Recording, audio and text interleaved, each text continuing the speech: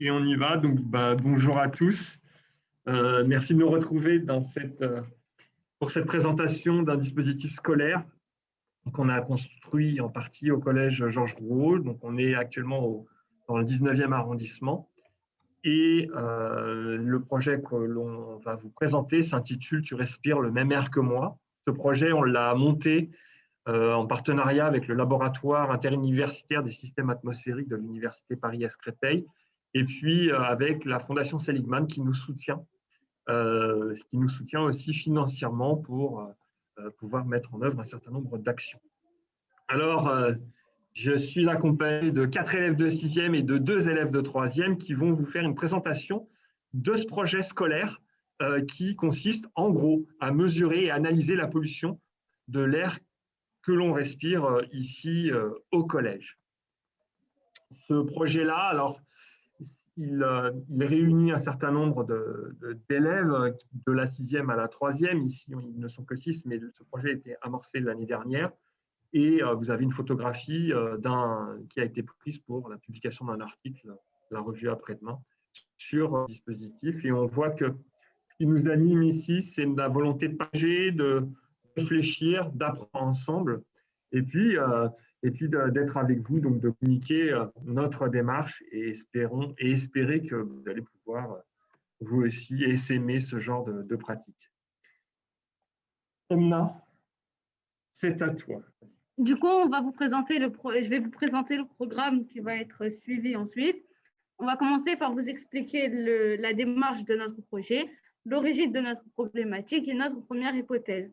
Ensuite, on vous expliquera ce que c'est que les particules fines, les PM10 et les PM2,5, comment on a profité du confinement pour continuer nos études sur les particules fines, comment vous analyserez les résultats que nous avons obtenus, comment fonctionne le matériel que nous allons tous utiliser, qui nous a aidés pour ça, et quel sera notre projet pour cette année. Et un petit plus, c'est un logo qu'on a fait, qui est à nous, scolaire, pour notre atelier scientifique. Et je vous laisse avec... Et du coup, cette partie, je ne connais pas, monsieur. Et on a remarqué qu'il y a beaucoup d'odeurs qui ne sentaient pas très bonnes. Il y a de la poussière. Et les murs du collège, quand on touche avec le doigt, par exemple, on peut voir que c'est noir. Le doigt, il devient noir. Comment expliquer aussi la présence importante de cire dans l'air que nous respirons? Voilà, ça c'est la problématique. Et cette problématique, elle a débouché sur un certain nombre d'hypothèses qui ont été formulées à partir de l'analyse de notre environnement. Et c'est Dacine qui va vous parler de notre environnement au collège. Alors, je vous présente cette image. C'est une photo vue du ciel à environ 35 km d'altitude. Et nous sommes situés au collège Georges Rouault. Nous sommes situés au collège Georges Rouault, qui est ici, et nous voyons ce trait rouge qui représente la délimitation de Paris, mais qui représente aussi le périphérique. Nous voyons que cette image est grise, qu'elle l'est un peu, car il y a beaucoup d'habitations, d'usines, d'entreprises, etc. Et par exemple, pour aller dans nos entreprises, pour aller dans nos entreprises, on a besoin d'utiliser des voitures, des moyens de transport. Et en utilisant ces voitures, on pollue l'air que nous respirons. Au nord, on a l'aéroport Charles de Gaulle. Ici, nous avons l'aéroport Charles de Gaulle, et les avions, pour voyager, ils brûlent du kérosène et ça peut faire beaucoup de pollution. Et vers l'est, nous avons des champs. Voilà. Quand nous faisons un zoom sur notre établissement, nous remarquons le périphérique. Et nous voyons que ce périphérique, il est embouteillé. Il y a plein de voitures et c'est blindé. Ce qu'on pourrait dire, c'est que l'air que nous respirons au quotidien, elle est polluée par les voitures. Il est pollué par les voitures. Mais on va comprendre que ce n'est pas la seule cause. Donc ça, c'est l'hypothèse qui a été formulée. On est parti sur le fait que toute cette poussière qui est autour de nous est issue du trafic routier qui est très important et auquel on est directement exposé, parce que si on ouvre la fenêtre, on voit le périphérique. Alors, mesdemoiselles. Bonjour à tous. Je vais vous présenter ce que c'est que des particules fines. Les particules fines sont de fines poussières microscopiques présentes en suspension dans l'air. Parmi les particules fines, nous allons distinguer les PM10, particules inférieures à 10 micromètres, et les PM2,5, particules inférieures à 2,5 micromètres. Parmi les particules fines, nous allons distinguer trois familles. Les composés organiques, comme les suies de kérosène, comme par exemple plein d'autres choses, comme les suies de kérosène, comme les cendres volantes de fioul, plein de choses. Et pour la suite, nous allons vous laisser avec Maya. Alors, pour la suite, nous avons les particules biologiques. Nous avons les grains de pollen. Connaissez-vous, par exemple, les bactéries ou même les virus, même si les virus ne sont pas comptés comme des êtres vivants? Puis, nous avons les particules minérales. Nous avons ces très beaux cristaux qui viennent de l'océan et des mers. Et les poussières désertiques, mais qui viennent du désert du Sahara. C'est vraiment extraordinaire. Et maintenant... Et donc, du coup, on a fait cette analyse donc, de ce qu'on trouve autour de nous dans l'air qu'on respire, là, ici, au Collège Georges Roux. Donc, on retrouve tous ces éléments qui sont des particules fines inférieures à 10 micromètres. À chaque fois, il y a la barre d'échelle qui vous indique soit ici une barre de 10 micromètres, soit ici une barre de 2 micromètres. Et voilà tout ce qu'on peut respirer à l'intérieur du collège, juste à côté du périphérique. Ce qui s'est passé, c'est que pendant le confinement, eh bien, on a eu des conditions extraordinaires pour voir un petit peu l'impact du routier sur la pollution de l'air. Et voilà ici deux prises de vue où on distingue le collège et on voit le périphérique, comme on le disait. Ce boulevard périphérique, pendant le confinement, il était très peu garni de voitures et donc on avait les conditions idéales pour pouvoir comparer le taux de particules fines en présence d'un trafic routier habituel, qui est important, et le taux de particules fines présent dans l'air s'il y a très peu de voitures. Donc, on est là sur notre hypothèse pour tester l'importance des véhicules. Alors, tout ça, c'est moi qui le fais, mais normalement, c'est un élève de 3e qui le raconte. Et donc, on avait notre hypothèse, donc le trafic routier qui crée la plupart des particules fines que nous respirons. On a un graphique qui vous présente la quantité de particules fines. On est chez les PM10, donc les particules fines inférieures à 10 micromètres, en fonction du temps. Et donc, si vous suivez notre présentation avec beaucoup d'attention, voici ici en pointillé la courbe du nombre de particules fines au cours du temps dans une période normale avec beaucoup de trafic automobile. Mais le jour, le 17 mars 2020, on a eu l'arrêt du trafic automobile. Donc, selon vous, comment va varier cette concentration en particules fines, si notre hypothèse est correcte, c'est-à-dire si c'est bien le trafic qui produit les particules fines? C'est une question dont on doit répondre. Ouais. Les spectateurs peuvent répondre.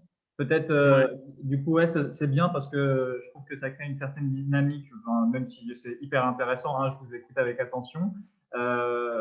Peut-être demander au niveau du chat de répondre comment on va évoluer ça. Et moi, je dirais que ça va descendre en pic, en flèche.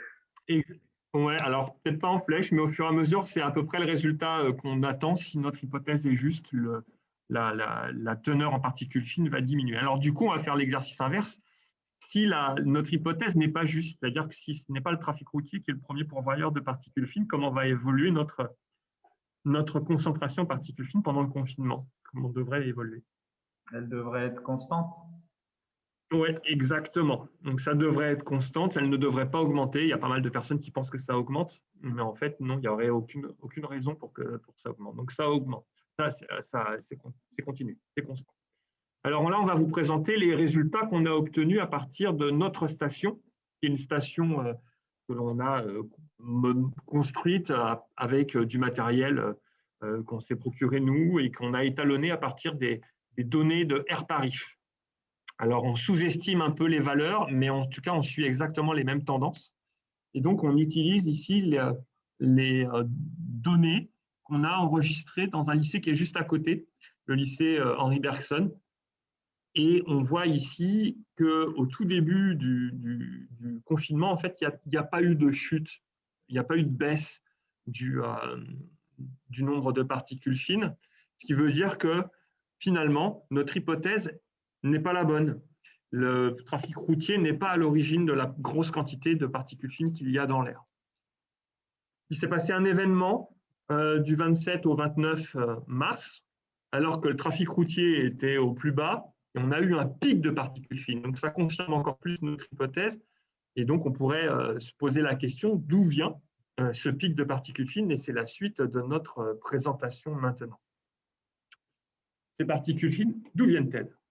Les particules fines, que le pic de pollution, il a été fait parce que les gens au nord et à l'est de l'Europe, ils ont chauffé, ils avaient froid, du coup, ils ont chauffé du fioul ou du bois, ce qui a créé de la fumée. Et aussi, ils en ont profité pour jardiner, pour brûler leurs déchets verts dans les jardins, ce qui est de base interdit. Et c'est ce qui a fait aussi le pic de pollution. Et pour le dernier cas, Dacine va vous l'expliquer. Et puis, cette période n'a pas arrêté le travail des agriculteurs qui, pour enrichir leurs terres, utilisaient des engrais et, pour que leurs plantes poussent mieux. Mais cette technique qui utilisait une énorme quantité de particules fines.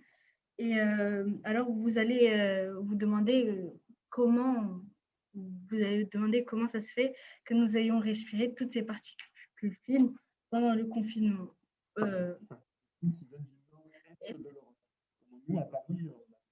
Et même parfois de très très loin, comme de Pologne par exemple. Est-ce que vous avez une idée? Alors,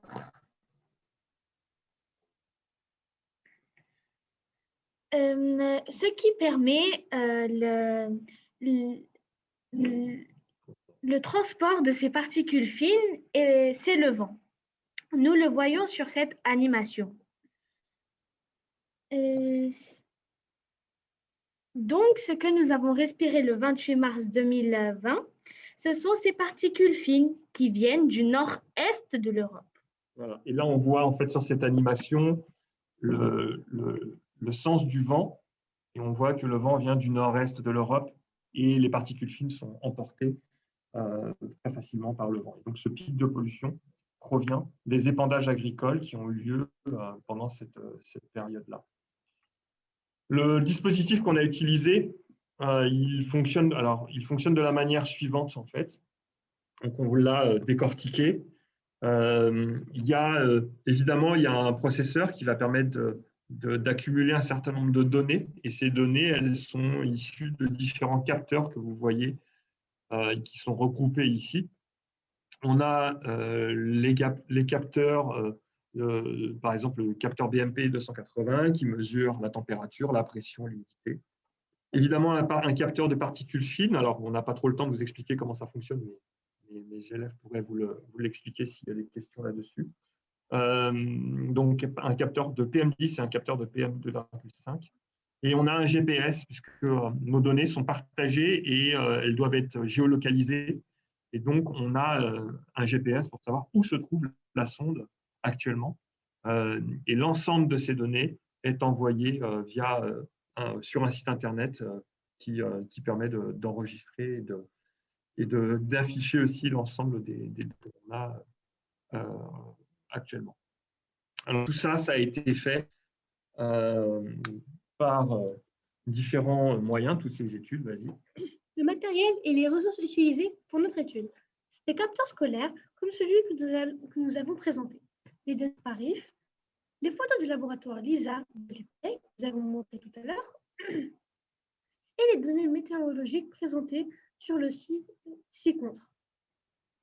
Et voilà. Et donc, l'année prochaine, cette année, on va essayer de continuer nos recherches sur l'impact des particules fines, maintenant qu'on arrive à les enregistrer. et qu'on sait qu'on est à peu près cohérent par rapport aux résultats de RPARIF. On a des mesures très locales et on va essayer de comprendre, de montrer s'il y a un lien entre le nombre de crises d'asthme qui sont développées au collège et les pics de particules fines. Donc, pour cela, on va essayer de pouvoir mesurer à chaque fois les particules fines dans l'air et se rapprocher de notre infirmière scolaire qui doit dénombrer le nombre de crises d'asthme par jour et d'essayer de voir s'il y a une corrélation. Voilà où nous en sommes. Et on a fini. Comme je suis en formation et qu'il y a plein de personnes partout dans les salles, je ne vais pas applaudir, mais sachez que le cœur y est. Je vous félicite. C'est un très très beau boulot et c'est très clair. Donc vraiment, sur la manière dont vous avez pris la chose, la démarche scientifique, aller dans une analyse, voilà, avec tous les outils que ça induit. Moi, du coup, ça me pose quand même pas mal de questions sur où vous avez installé ce capteur-là, son fonctionnement. Donc, effectivement, ça me dit bien aussi de savoir comment fonctionne un capteur de particules fines. Et puis, en même temps, de savoir si ces particules fines d'ensemble, parce que vous en avez présenté 3, donc il y a 3 types de particules fines, lesquelles sont les plus dangereuses pour la santé et d'où elles peuvent venir. C'est-à-dire que finalement, est-ce que ça va être plutôt au niveau du bois, au niveau des hydrocarbures, etc. J'ai déjà ces 3 questions. C'est moi qui réponds et vous répondez. Comme vous voulez. Ok, la première question, c'était donc où est-ce qu'on a installé le dispositif? Alors, le dispositif, à la base, il est prévu pour être installé à l'extérieur. Et comme on le développe petit à petit avec nos moyens du bord, on n'a pas encore les moyens de le rendre autonome et connectable à Internet à l'extérieur. Ça pose aussi un certain nombre de problèmes de sécurité. On ne peut pas l'installer n'importe où et il faut qu'on puisse y accéder. Donc, du coup, en établissement scolaire, on ne peut pas le mettre facilement à l'extérieur. On a choisi de le mettre à l'intérieur. Mais les mesures test, c'est assez surprenant, mais en fait, les mesures test, on pourrait se dire qu'il peut y avoir une différence entre air intérieur et air extérieur. Finalement, si les salles sont assez ventilées, il n'y a pas véritablement de différence entre la qualité de l'air intérieur et extérieur. Donc, on a choisi pour l'instant d'installer les sondes uniquement à l'intérieur. Je dis les sondes parce on fonctionne en réseau. Il y a plusieurs établissements scolaires. On est 4 maintenant à faire fonctionner ce dispositif. Et c'est ça aussi l'intérêt de connecter ça avec un GPS, c'est-à-dire qu'on peut savoir d'où viennent les données enregistrées. Donc, pour l'instant, on est tous à l'intérieur. Après, pour revenir sur les particules fines, nous, on a distingué 3 types de particules fines. Alors, on peut trouver d'autres façons de classer les particules fines. On a distingué celles qui sont d'origine organique, c'est-à-dire issues de matières vivantes, comme par exemple les pétroles. Là, ici, vous avez, je peux vous montrer un peu mieux, on peut vous montrer un peu mieux. Vous avez ici donc ce que l'on émet lorsque la combustion n'est pas complète, lorsqu'on brûle du fioul. Voilà, c'est des particules fines qui font un peu plus de 10 micromètres. Alors, elles ne rentrent pas tout à fait strictement sensus dans les PM10, mais elles sont quand même très présentes dans l'air que l'on respire.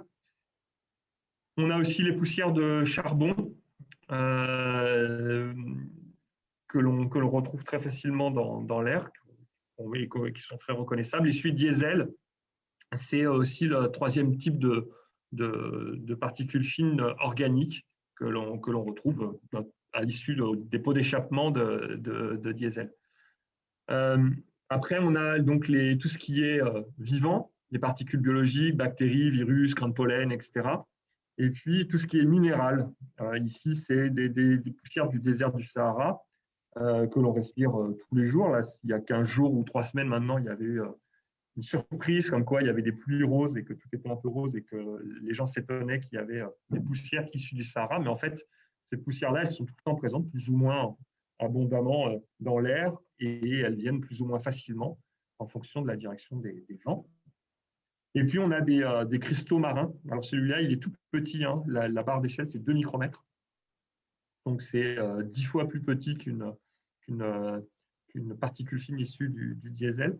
Voilà tout ce qui est à peu près autour de nous. Les plus dangereuses, en fait, ce n'est pas forcément leur origine, mais c'est leur taille. En fait, c'est ce que nous racontait un chercheur qui est venu du LISA. Il nous disait que finalement, parmi ces particules-là, les plus dangereuses, et c'est pour ça qu'on s'est intéressé aux particules fines inférieures à 2 micromètres, ce sont celles qui vont aller le plus profondément dans notre appareil respiratoire, c'est-à-dire qui vont rejoindre les alvéoles pulmonaires.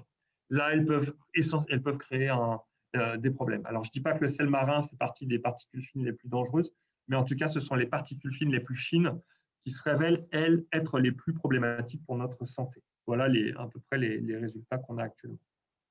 Ce qui est aussi important de dire, c'est qu'il faut qu'elles soient petites, mais aussi très concentrées. On constate que dans certaines villes très polluées dans le monde, on peut prendre par exemple la ville du Caire, alors les pollutions, elles sont d'origine très variée, on brûle beaucoup de végétaux au Caire, voilà, c'est une façon d'enrichir les terres, mais aussi il y a un certain nombre de particules désertiques, évidemment, on est à côté du Sahara, que les gens respirent tout le temps. Et les personnes qui sont là-bas, finalement, ont une qualité de l'air extrêmement dégradée et développent un certain nombre de maladies, notamment liées à ces particules fines.